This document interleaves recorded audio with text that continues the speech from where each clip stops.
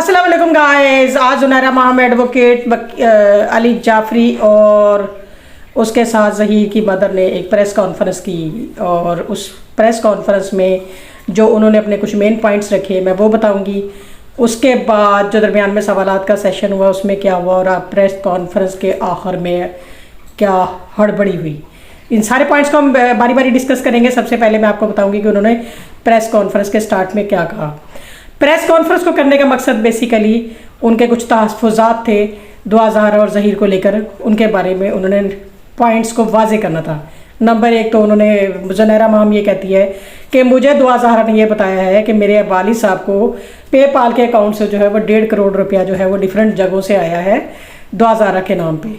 भाई सबसे पहले तो ये सवाल है कि दुआ ज़हरा को कैसे पता चला, वो तो वालिदैन की तरफ देखना ही नहीं चाहती। दूसरा जो पॉइंट था वो कहते हैं कि हम 21 जून का जो अदालत का फैसला हुआ था वो हम नहीं मानते और इस सिलसिले में हमने जो है वो चीफ जस्टिस ऑफ पाकिस्तान और प्राइम मिनिस्टर को हमने दरख्वास्तें लिख दी हैं।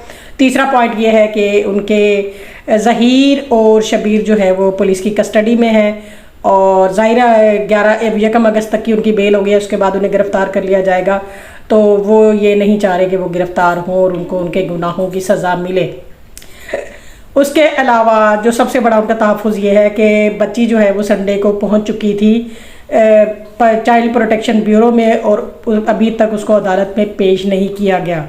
उन्होंने ये भी इल्ज़ाम लगाया है कि शैला रज़ा का इस केस पर बहुत ज़्यादा इन्फ्लुएंस है और वो बाकायदा दुआ ज़हरा को जाकर थ्रेट भी करती हैं, हत्ता कि ऐसा कुछ नहीं है। उन्होंने जाके सिर्फ दुआ ज़हरा को समझाने की कोशिश की थी। जाफरी साहब क्वेश्चन आंसर के सेशन में ये भी बात करते हैं इसमें लसानियत और फ़िरका वारियत को मेहंदी का आदमी बहुत ज़्यादा इस्तेमाल कर रहा है और इससे वो अपनी बेटी को कैश करवाना चाहता है और इसके लिए एक मिनिस्टर भी बहुत ज़्यादा इसमें इन्वॉल्व है जिसमें वो शैला रज़ा का नाम ले रहा है और कह रहा है कि इसने मुख्तलिफ़ जगहों पे शिया कम्युनिटी से जो है एहतजाज भी करवाए।